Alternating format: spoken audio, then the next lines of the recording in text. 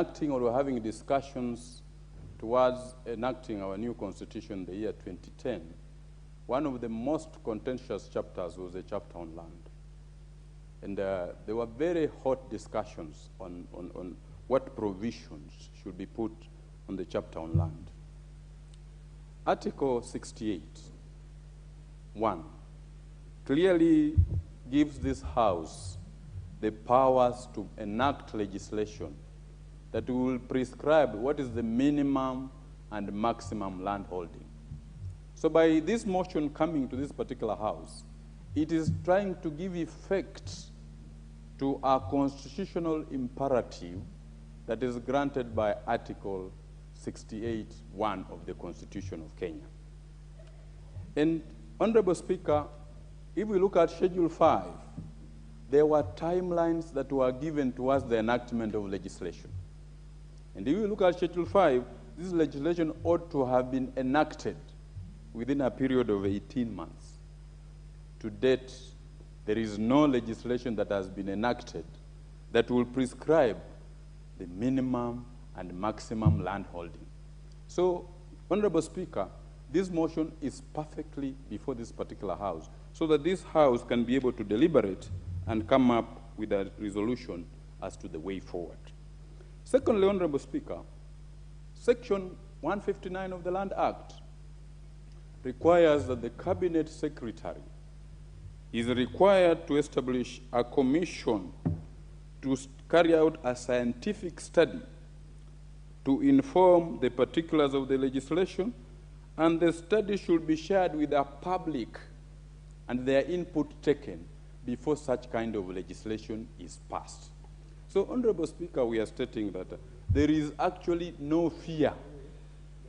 Those who are worried that if we put this legislation up in place, large tracts of land will be lost. There is actually absolutely nothing to fear, because all this will be subject to public participation as required by Section 159 of the Land Act.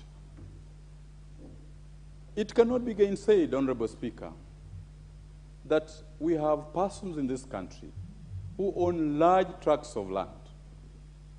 It can also not be gainsaid that there are also persons in this particular country who stay on very, very small portions of land. Where I come from, they describe those people who live on small portions of land as people who stay in a point.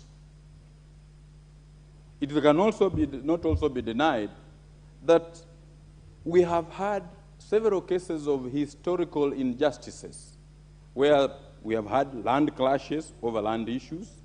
We have had issues of squatters, people who have nowhere to stay. Once we can be able to move up this particular policy and have it enacted by this particular House, we will be able to address all these particular concerns that people have had over the land issues in this particular country. In setting up maximum and minimum legislation, we will not be the first ones to be able to set up that. Several jurisdictions in America, several jurisdictions in Australia have provisions on minimum land holding and maximum land holding.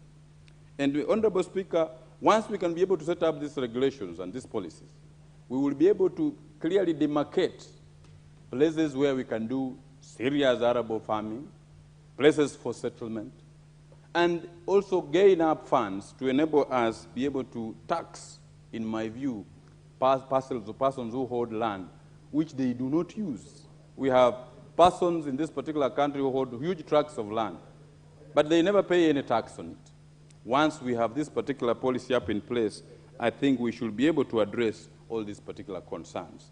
So, Mr. Speaker, I rise in support of this particular motion and say we will be discharging up our duty, which is a constitutional imperative given to us by the people of Kenya by Article 68(1), which we have not realized up to now.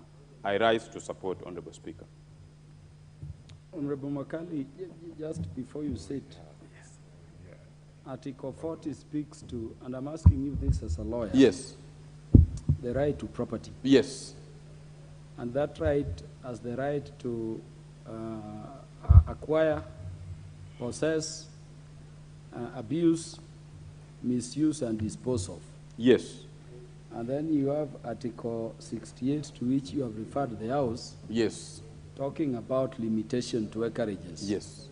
Now, where provisions of the Constitution disagree, which one prevails? Yes, the entire Constitution. I'm asking you this only because you're a prominent lawyer in the country. Yes, Honorable Speaker. And my short answer to that is this, is that the Constitution must be read in a purposive manner. Yes.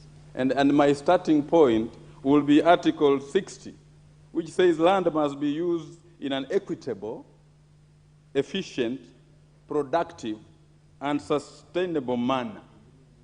I'm mentioning those key words because they are very important to me. Then we move to Article 61 that says, all land in Kenya belongs to the people of Kenya collectively, as a nation, as communities, and as individuals.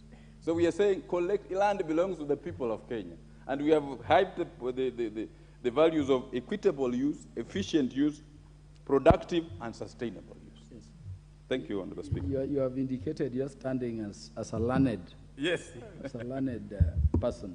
Thank you, Honorable Speaker. For Kericho County, the Honorable Beatrice Kemei, you look very anxious to contribute. Okay, thank you, Mr. Speaker, for giving me this opportunity to contribute. And first, I must say that I'm supporting the motion about the rules for private land use and